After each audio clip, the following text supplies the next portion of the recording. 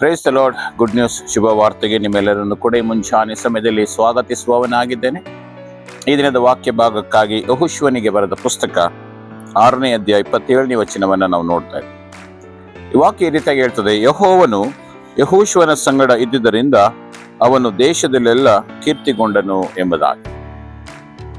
ಪ್ರಿಯರೇ, ಇಲ್ಲಿ ನಾವು ನೋಡ್ತಾ ಇದ್ದೇವೆ ಯೆಹೋಶುವನ ಬಗ್ಗೆ. ಮೋಶೆ ತೀರಿಕೊಂಡ ನಂತರ ದೇವರು ಯೆಹೋಶುವನ ಮೇಲೆ ಜವಾಬ್ದಾರಿಯನ್ನ ಕೊಡುವವನಾಗಿದ್ದಾನೆ. ಇಸ್ರಾಯೇಲರನ್ನ ನಡೆಸುವಂತ ಜವಾಬ್ದಾರಿಯನ್ನ ದೇವರು ಕೊಟ್ಟನು. ಯೆಹೋಶುವನು ಆ ಎಲ್ಲ ಇಸ್ರಾಯೇಲ್ ಜನರನ್ನ ನಡೆಸಿಕೊಂಡು ಹೋಗುವವನಾಗಿದ್ದ. ಸೊ ಯೆಹೋಶುವನು ನಾವು ನೋಡ್ತೇವೆ, ಆತನು ದೇವರಲ್ಲಿ ಪರಿಪೂರ್ಣವಾದಂಥ ನಂಬಿಕೆ ಇಟ್ಟನು. ದೇವರು ಕೊಟ್ಟಂತ ಕೆಲಸವನ್ನ ನಂಬಿಗಸ್ತನಾಗಿ ಮಾಡುತ್ತಾ ಇದ್ದನು. ದೇವರ ವಾಕ್ಯಕ್ಕೆ ವಿಧೇಯನಾಗಿದ್ದನೆಂಬುದಾಗಿ ನಾವು ನೋಡ್ತೇವೆ. ಆ ಕಾರಣದಿಂದ ಈ ವಾಕ್ಯ ಹೇಳುವ ಹಾಗೆ ದೇವರು ಯೆಹೋಶುವನ ಸಂಗಡ ಇದ್ದುದರಿಂದ ಆತನು ದೇಶದಲ್ಲೆಲ್ಲ ಕೀರ್ತಿಗೊಂಡನು ಎಂಬುದಾಗಿ. ಹೌದು ಪ್ರಿಯರೇ, ಮುಂಚಾನೆ ಸಮಯದಲ್ಲಿ ಕೂಡ ದೇವರು ನಮ್ಮ ಸಂಗಡ ಇರುವುದಾದರೆ ನಾವು ಇರುವಂಥ ಸ್ಥಳಗಳಲ್ಲಿ ನಾವು ಕೂಡ ಕೀರ್ತಿಗೆ ಬರುವಂತರಾಗಿದ್ದೇವೆ.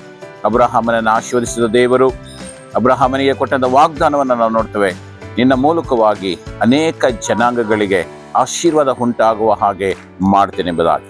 ಅದೇ ರೀತಿಯಲ್ಲಿ ಈ ಮುಂಚಾನೆ ಸಮಯದಲ್ಲಿ ಪ್ರಿಯರೇ, ನಾವು ದೇವರ ಸಂಗಡ ಇರುವುದಾದರೆ ದೇವರು ನಮ್ಮನ್ನ ಉನ್ನತ ಸ್ಥಿತಿಗೆ ತರುವವನಾಗಿದ್ದಾನೆ. ಧರ್ಮೋಪದೇಶಕಾಂಡ 28:1 ನಾವು ನೋಡುವ ಹಾಗೆ, ನೀವು ನನ್ನ ವಾಕ್ಯವನ್ನ ಶ್ರದ್ಧೆಯಿಂದ ಕೇಳಿ ಆತನ ವಾಕ್ಯಗಳನ್ನು ಅನುಸರಿಸಿ ನಡೆಯುವುದಾದರೆ ಭೂಮಿಯ ಮೇಲಿರ್ತಕ್ಕಂಥ ಎಲ್ಲಾ ಜನಾಂಗಗಳಿಗಿಂತ ನಿಮ್ಮನ್ನ ಉನ್ನತ ಸ್ಥಿತಿಗೆ ತರುವೆನೆಂಬುದಾಗಿ.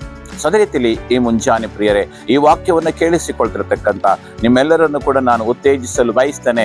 ದೇವರು ನಮ್ಮ ಸಂಗಡ ಇರುವುದಾದರೆ ನಮ್ಮನ್ನು ಕೂಡ ಇರುವಂಥ ಸ್ಥಳಗಳಲ್ಲಿ ಉನ್ನತ ಸ್ಥಿತಿಗೆ ತರುವವನಾಗಿದ್ದಾನೆ. ಹೆಚ್ಚಿನ ಆಶೀರ್ವಾದಗಳನ್ನು ಕೊಡುವವನಾಗಿದ್ದಾನೆ. ಅನೇಕರ ಮುಂದೆ ತಲೆಯಾಗಿ ನಿಲ್ಲಿಸುವವನಾಗಿದ್ದಾನೆ.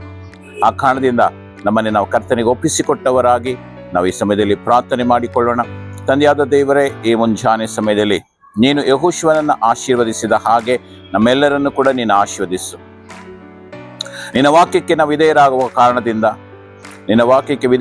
ಕಾರಣದಿಂದ ಅಪ್ಪ ನಮ್ಮನ್ನ ಉನ್ನತ ಸ್ಥಿತಿಗೆ ನಡೆಸಿ ಎಲ್ಲಾ ಕಡೆಗಳಲ್ಲಿ ನಾವು ಕೀರ್ತಿವಂತರಾಗಿ ಜೀವಿಸುವ ಹಾಗೆ ಸಹಾಯ ಮಾಡಿ.